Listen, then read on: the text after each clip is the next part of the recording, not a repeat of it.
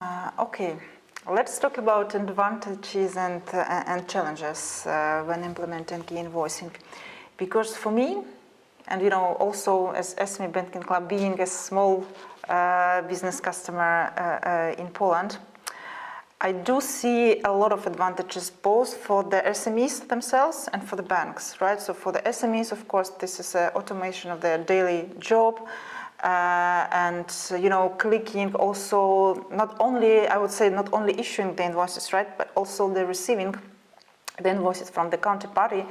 And as you have it, so that for example, I receive the invoice from our counterparty, it is automatically added to the system, and I can pay it with 1 or 2 clicks.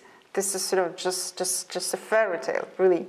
And for the banks, there are a lot of advantages, and probably the main one is that having the invoice data and payment data. I'm not saying that many banks already now started implementing also online accounting as well, and so having all the data on the customer, they can finance them in a really less risky and fast and automated way.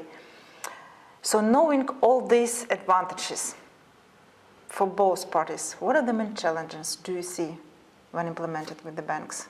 I think the very first challenge is for the bank to decide that they want to get into this e-invoicing space and online invoicing space, because it's a non-core offering for the bank. So At the moment. Yeah, it's a huge step. But once they arrive to the point that they want to do it, I think the main challenge is rather in the nitty-gritty of the product, that they are not invoicing experts.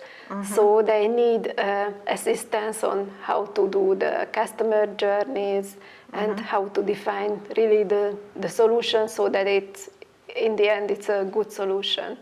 But by far the most important thing is, I think, to make the decision to get into this online invoicing space, and just to understand that from a customer perspective, this is one problem, and if they package invoicing and banking together, then they can really provide, I would say, a blockbuster offer for the SME sector. Yeah, for sure.